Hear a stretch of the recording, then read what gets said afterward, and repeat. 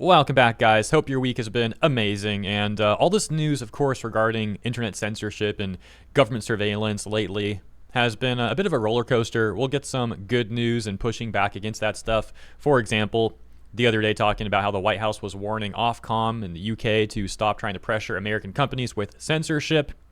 But then you never know what to expect. The next day we get like a bunch of bad news with, for example, the EU now trying to propose regulations and surveillance to read everyone's chat messages. Well, today, we're back with the good news, it seems. This tweet here reading, the Trump administration has officially taken a stance against debanking.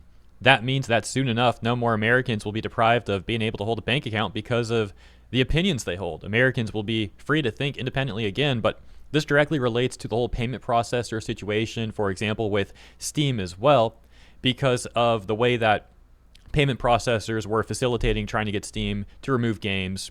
And we saw groups like Collective Shout going after these payment processors. And part of the rhetoric payment processors were using, for example, was, oh, this is a reputational risk. Oh, this damages our reputation. So now we're going to try to go after Steam to get them to remove things. Or they go less directly and they go through banks to try and pressure Steam in that manner and then have some sort of plausible deniability.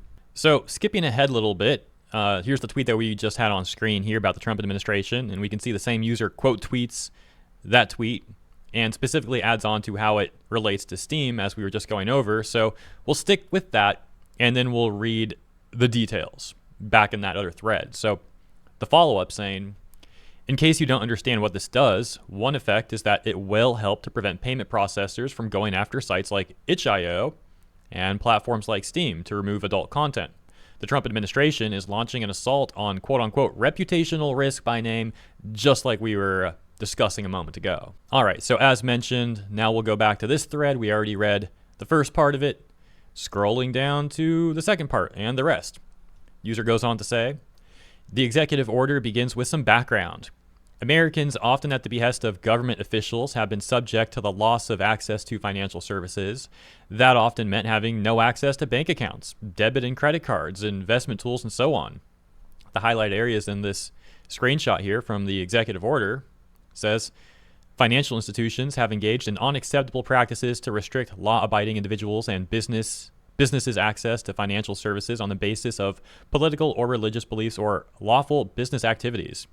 The federal government suggested that such institutions flag individuals who made transactions related to companies like Cabela's and Bass Pro Shop, or who made peer-to-peer payments that involved terms like Trump or MAGA, even though there was no specific evidence tying those individuals to criminal conduct. Bank regulators have used supervisory scrutiny and other influence over regulated banks to direct or otherwise encourage politicized or unlawful banking activities. And then it gets to the meat. We want to stop this because it is anti-freedom. Financial institutions should not be able to stop Americans from holding whatever views they want. It's not their business, so they're being asked to stay out of it. Highlighted area here saying, it's the policy of the U.S.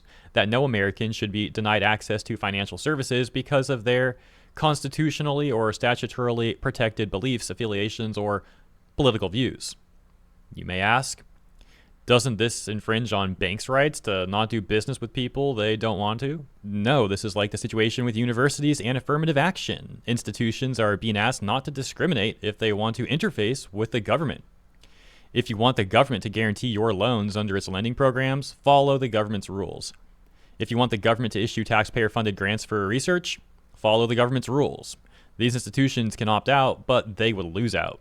So what happens first?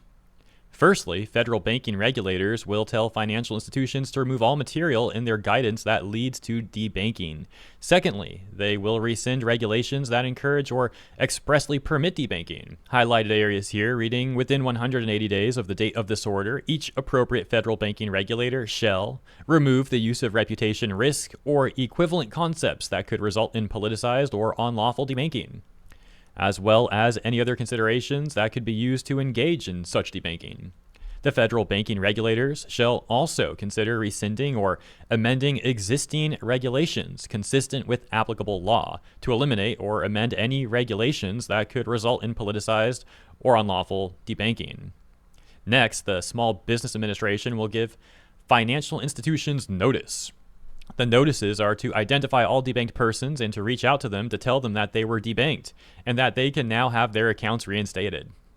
Well, it seems like some of these banks are really going to hate doing that. And the highlighted areas here are a bit repetitive. I'll just read the first one. It says, makes reasonable efforts to identify and reinstate any previous clients of the institution or any subsidiaries denied service through a politicized or unlawful debanking action with notice of the reinstatement sent to the victim. Regulators are also ordered to review and punish debankers. In effect, what has been called for here is for institutions to stop the practice of debanking and to expose themselves for debanking. The regulators will also review their books, and if there's non-compliance with ending the practice of debanking, the government will prosecute. Debanking is a scourge, and this EO, executive order, is the first step in ending it. If you want to read it, you can find it here. And goes on to say, oh, and NB. The administration knows who to go after because many financial institutions attempted to debank Trump himself. Excuse me. It was just kind of funny.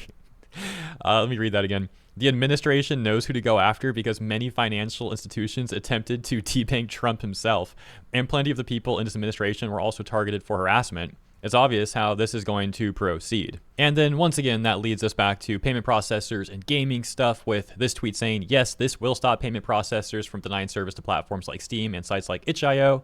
This EO, executive order, is going after the whole concept of reputational risk, quote unquote. And we can see a response here inquiring about that exact thing, saying, is this likely to lead to Visa no longer being allowed to pressure payment providers to pressure Steam to remove specific adult games?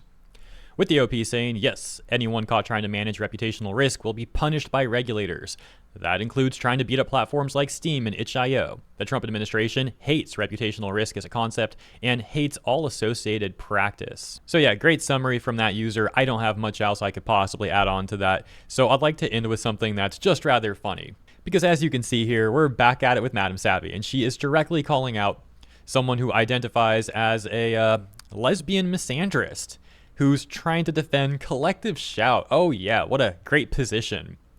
So the lesbian misandrist goes on to say, the women responsible for removing that horrific video game from Steam are being harassed and doxxed by men and boys.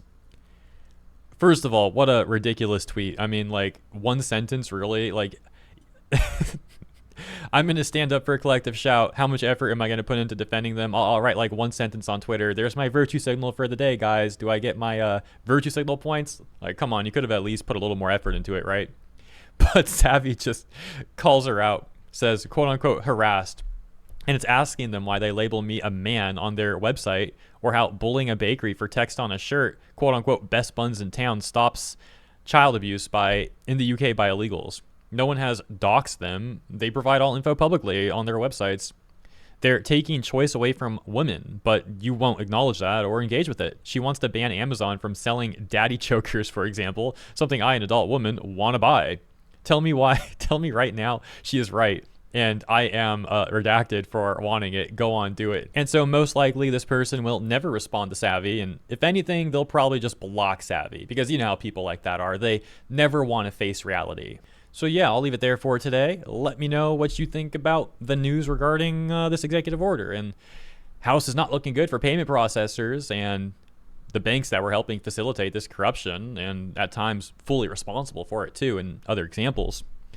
And then this funny stuff at the end. Hope you enjoyed it all. Thank you for tuning in. If you did enjoy the coverage, please consider liking and or subscribing. Helps out the channel greatly. I appreciate it, and I'll see you in the comments here as well as in the next one.